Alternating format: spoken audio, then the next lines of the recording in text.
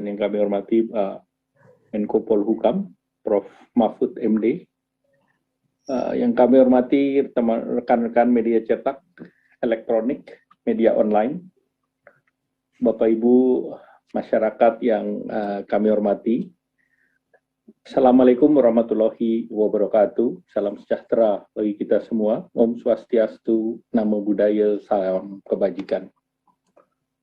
Sesuai dengan arahan Bapak Presiden, tadi disampaikan bahwa G20 adalah forum ekonomi global yang dibentuk sebagai respons terhadap krisis ekonomi tahun 97-98, dan G20 beranggotakan 20 negara, yaitu 19 negara utama penggerak ekonomi dunia, termasuk Indonesia, ditambah satu perwakilan regional, yaitu Uni Eropa, yang memiliki PDB terbesar di dunia.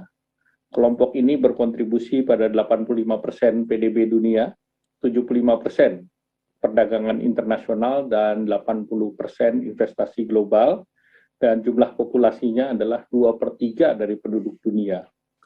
Mandat G20 adalah menciptakan pertumbuhan ekonomi global yang kuat, berkelanjutan, seimbang, dan inklusif. Sebagai forum yang lahir dari krisis global, G20 diharapkan menjadi role model bagi masyarakat internasional untuk memberikan solusi atas tantangan ekonomi global seperti krisis 98, resesi global 2008, dan pada situasi pandemi seperti ini. Dalam menentukan presidensi G20, memiliki mekanisme yang disebut regional basket rotation, di mana saat ini adalah giliran kelompok pemerintahan di Asia, di mana presidensi G20 di tahun 2022 merupakan pertama kali bagi Indonesia menjadi tuan rumah dari presidensi G20, dan baru 4 negara, yaitu Jepang, RRT, Korea Selatan, dan Saudi Arabia, yang sudah pernah menjadi tuan rumah presidensi G20. Mandat presidensi Indonesia diperkuat oleh kesepakatan di KTT G20 tahun 2020 di Riyadh, Saudi Arabia, dan dengan menjadi presidensi G20, Indonesia memiliki kesempatan secara strategis untuk ikut menentukan arah desain kebijakan pemulihan ekonomi global, terutama pada masa pasca pandemi COVID-19 ini. Untuk memastikan kelancaran pelaksanaan presidensi G20, berbagai persiapan sudah disiapkan, dan salah satunya adalah keputusan Presiden yang tadi sudah disebut terkait dengan panitia nasional yang tadi sudah dijelaskan oleh Pak Menkominfo. Kemudian Bapak Presiden Bapak Joko Widodo akan menghadiri penutupan KTT G20 di Roma pada tanggal 30-31 Oktober mendatang, dan di sana Bapak Presiden akan menerima secara resmi penyerahan tongkat estafet presidensi G20 dari PM Italia kepada Presiden Republik Indonesia, dan pada saat itulah, pada tanggal 1 Desember, Indonesia akan resmi menjadi presidensi G20. Beberapa rangkaian yang dipersiapkan antara lain ada 150 pertemuan dengan beberapa side event sepanjang tahun dari tanggal 1 Desember sampai dengan 30 November 2022. Rangkaian ini merupakan antara lain working groups, tingkat Sherpa, dan tingkat finance deputies, pertemuan tingkat menteri, hingga KTT yang akan dihadiri oleh seluruh kepala negara dan kepala pemerintahan. Jumlah delegasi pertemuan sekitar 500 sampai dengan 5.800 orang per event sepanjang tahun, dan sesuai dengan arahan Bapak Presiden, pertemuan akan dilakukan secara hybrid dengan mempertimbangkan kondisi pengendalian COVID, dan juga dilakukan secara fisik sesuai dengan parameter-parameter yang ada.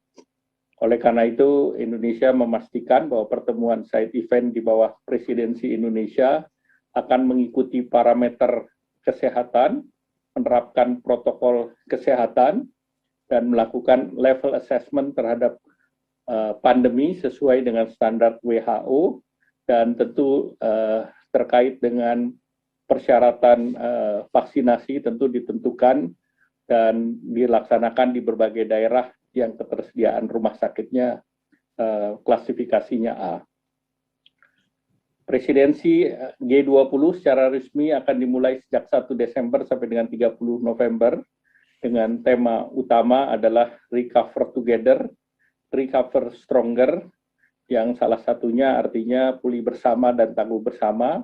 Untuk mendukung ini ada 5 pilar prioritas, yaitu pertama tentu peningkatan produktivitas untuk pemulihan atau promoting productivity, yang kedua increasing resiliency dan stability, ini membangun ekonomi dunia yang tangguh pasca pandemi, yang ketiga ensuring sustainability dan inclusive growth, menjamin pertumbuhan yang inklusif dan berkelanjutan, enabling environment and partnership, ini menciptakan lingkungan kondusif dan kemitraan dengan pemangku kepentingan, serta forging a stronger collective global leadership. Ini adalah kepemimpinan kolektif global untuk memperkuat solidaritas.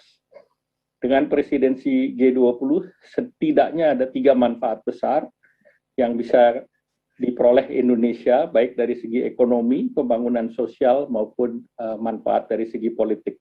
Di aspek ekonomi, beberapa manfaat langsung adalah peningkatan konsumsi domestik yang diperkirakan bisa mencapai 1,7 triliun rupiah, penambahan PDB hingga 7,47 triliun, dan pelibatan tenaga kerja sekitar 33.000 di berbagai sektor, dan diharapkan secara agregat ini akan beberapa kali, 1,5 sampai 2 kali daripada efek yang dicapai dalam pertemuan IMF World Bank di tahun 2018 yang lalu. Karena pertemuan ini berjalan sekitar 150 pertemuan selama 1 tahun atau selama 12 bulan.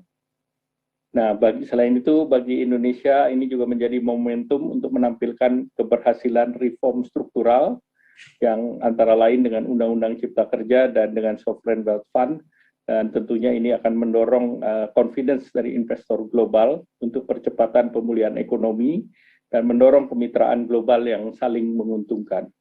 Dari aspek pembangunan sosial, Indonesia berpeluang untuk mendorong topik terkait dengan produksi dan distribusi vaksin, dan kita terus mendorong agar vaksin ini menjadi global public goods dan juga aksesibilitas bagi masyarakat Indonesia dan negara berkembang yang berpendapatan rendah. Dari aspek politik, nanti Ibu Menteri Keuangan, Menteri Luar Negeri akan menjelaskan secara lebih detail.